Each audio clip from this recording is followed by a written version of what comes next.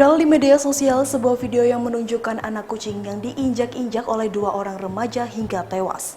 Tampak jelas hewan mungil berbulu hitam itu dianiaya, diinjak-injak secara bergantian dengan seutas tali yang diikat di lehernya mencegah kucing tersebut untuk kabur.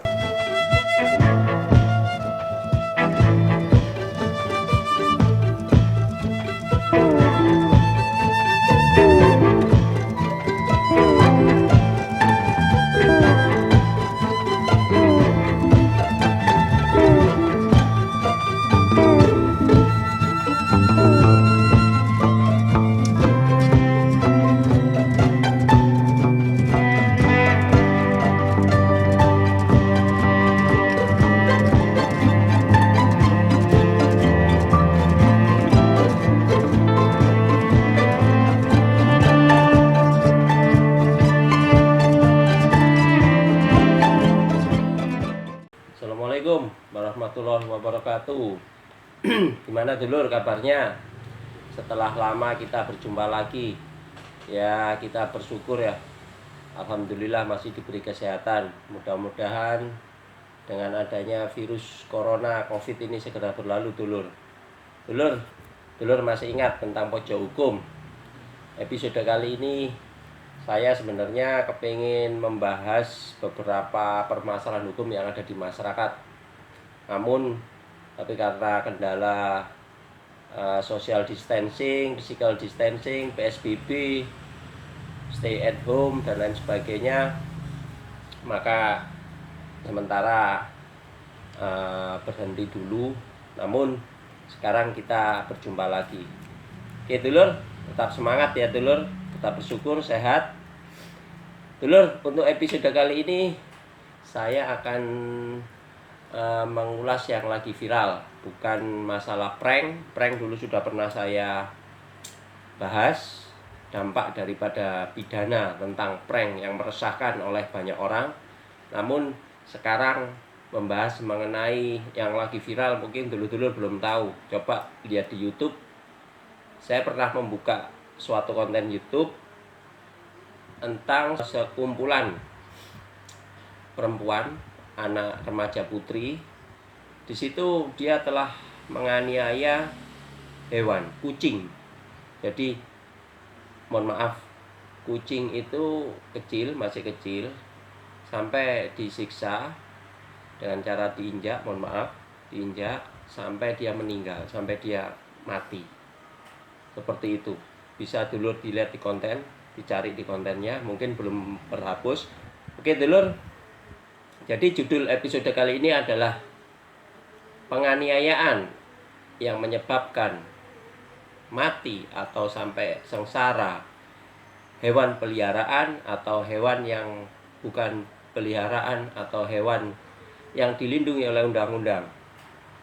Menyebabkan dia sengsara, menyebabkan dia mati, akan dipidana, terutama dalam KUH pidana pasal 302. Oke dulur, seperti saya bacakan untuk pasal 302.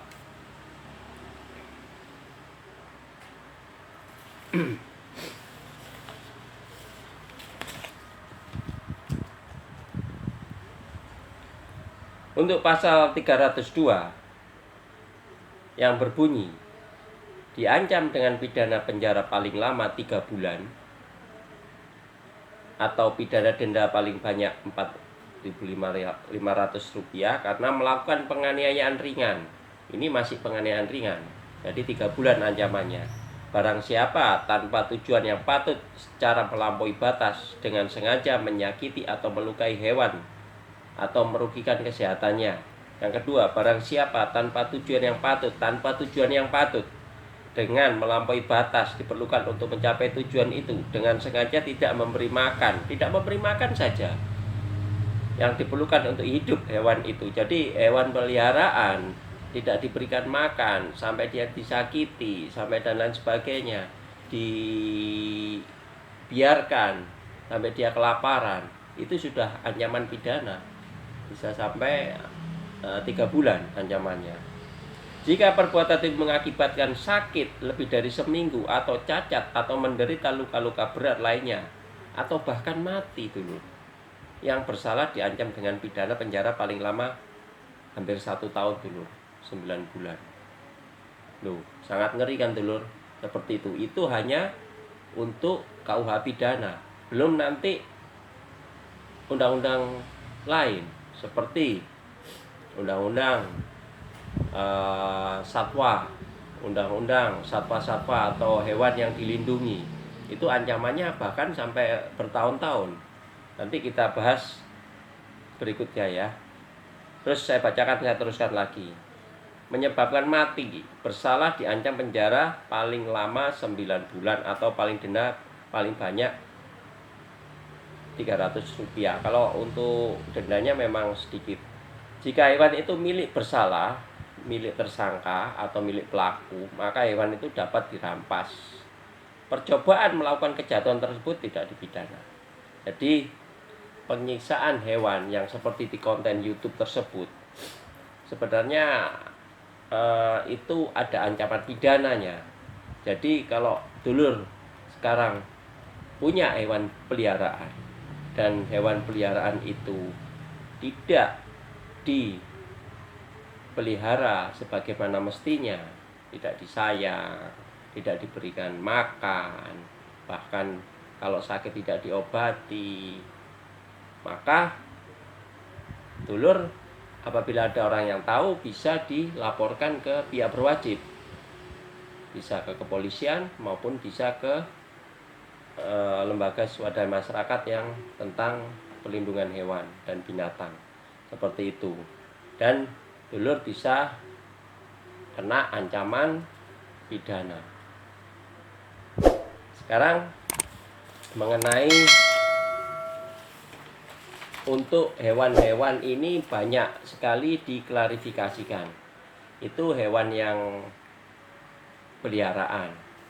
Kalau hewan yang tidak peliharaan, katakanlah menembak burung, satwa-satwa yang dilindungi, dibunuh, disembelih, dipukul, bahkan lain-lain, itu juga ancamannya lebih berat lagi karena sudah kena ke aturan undang-undang tentang satwa, undang-undang satwa-satwa yang dilindungi.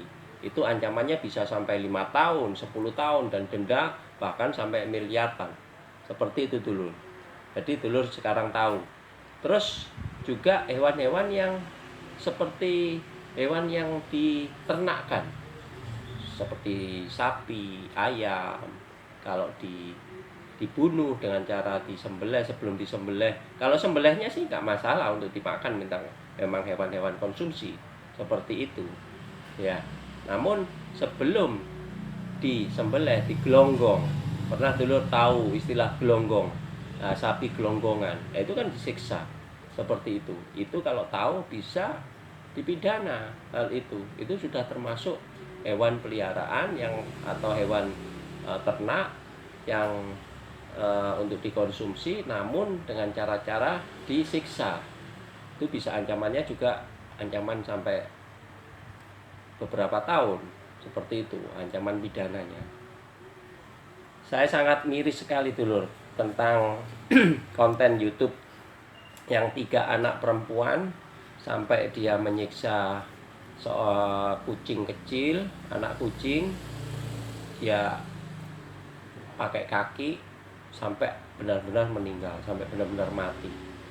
Sangat miris sekali. Bisa dulur lihat di situ. Saya sampai geram melihat pola tingkah laku seperti itu. Karena itu sudah bukan manusia lagi yang mempunyai derajat hati yang paling mulia. Kok sampai menyiksa seperti itu? Kalau hanya menyiksa tidak memberikan makan saja masih ada toleransi ya. Kadang-kadang kita dibiarkan lupa memberikan makan, ditinggal pergi sampai kelaparan, hewan anjing, hewan burung dan lain sebagainya, kucing dan lain sebagainya, itu masih ada toleransi dari pihak berwajib. Jadi tergantung pertimbangan majelis hakim. Kalau seandainya itu dituntut sampai ke ranah pengadilan seperti itu. Namun kalau sampai penganiayaan menyebabkan hewan itu sengsara, mati, cacat dan lain sebagainya, itu saya kira majelis hakim akan mempertimbangkan itu pasti dengan ancaman pidana penjara. Waktu itu usianya kalau tidak salah di konten YouTube itu sekitar 19 tahun, ada yang 21 tahun, 20 tahunan, 21 ya. Memang kalau di pidana sudah dewasa. Seperti itu. Dan juga begini dulur, untuk permasalahan tentang sanksi penganiayaan hewan ini banyak sekali dulu. Jadi aturan yang berlaku di Indonesia ini banyak sekali, terutama KUHP tadi yang pasal 302, terus undang-undang tentang satwa, terus undang-undang tentang Undang-Undang 41 tahun 2014, terus undang-undang tentang perlindungan peternakan dan kesehatan hewan nomor 18 tahun 2009, dan banyak lagi dulur. Tapi yang jelas saya hanya mengingatkan di pojok hukum kali ini. Jadi kalau dulur sekarang lebih tahu, mengingatkan kalau dulur mempunyai hewan peliharaan, terus tahu tentang kehidupan di luar, ternyata ada yang melakukan tindak pidana seperti itu, wajib dulur untuk melaporkan, wajib untuk memberi laporan kepada pihak berwajib, baik itu ke instansi yang berwenang maupun kepolisian. Saya kira seperti itu dulur. Oke dulur, jangan lupa saya akan membahas nanti episode-episode berikutnya yang lagi viral terutama. Jangan lupa tetap like, komen.